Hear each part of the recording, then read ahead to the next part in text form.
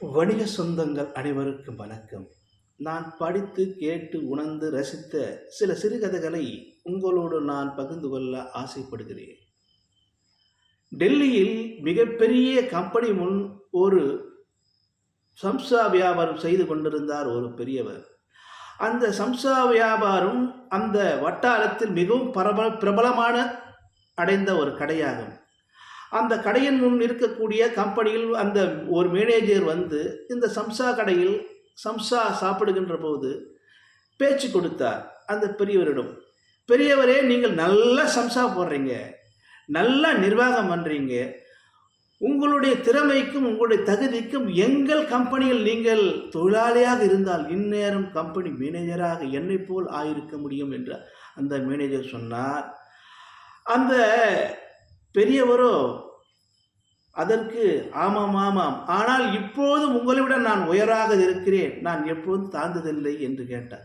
என்ன என்று நீங்கள் சொல்லுகிறீர்கள் என்று அந்த கம்பெனி மீது கேட்க அந்த பெரியவர் சொன்னார், நான் 10 வருடத்திற்கு முன் கூடையில் சம்சா விட்டு வந்தேன்.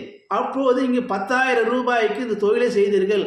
அப்போது என்னுடைய மாத வருமானம் 10,000 ரூபாய் தான் இருந்து உங்களுக்கு 10,000 ரூபாய்.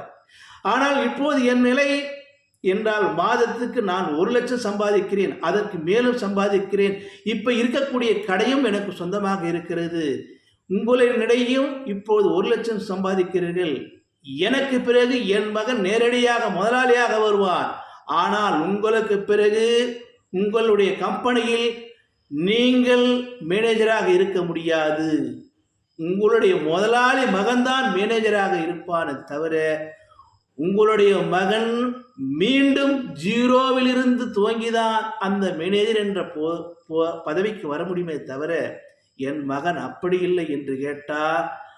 அந்த பெரியவர் இந்த திடுக்கிட்ட இந்த மேனேஜர் உடனடியாக சம்சாவை சாப்பிட்டு விட்டு பணத்தை கொடுத்து விட்டு அங்கிருந்து நகர்ந்தார். அன்பு நண்பர்களே, இதிலிருந்து நாம் கற்றுக்கொள்ள வேண்டிய நீதி என்னவென்றால், விவசாயமும் தொழிலும் நமக்கு ஒருபோதும் கைவிடுவதில்லை என்று ஆணித்தரமாக சொல்லும் கதை கூற்றாக இருக்கலாம்.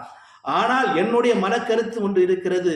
நாம் காலையில் எழுந்து குளித்துவிட்டு தொழில் தொடங்குகின்ற போது வத்தி ஏற்றி திருசலிட்டு எண்ணெய் ஏற்றி பக்தி சிரத்தியாக கொண்டு நாம் தொழிலை தொடங்கினால் இது தொழில் பக்தியா நீங்கள் என்று நல்வீர்கள். இதல்ல தொழில் பக்தி. நம்முடைய கற்று உணர்ந்து இந்த தொழிலை திறம்பட செய்கின்ற போது நம்முடைய அடுத்த சங்கதியாக இருக்கக்கூடிய நம் மகன்களுக்கு கண்டிப்பாக இந்த தொழிலை சொல்லிக் கொடுக்க வேண்டும். இதுதான் தொழில் பக்தி. அவர்கள் நம் நிலையை விட நம்மை விட ஒரு நிலை உயர்வாக அடைவார்கள் என்று நான் ஆணைத்தரமாக இறுதிட்டு சொல்லிக்கொண்டு விடைபெறுகிறேன். நன்றி, வணக்கம் அன்பு நண்பர்களே.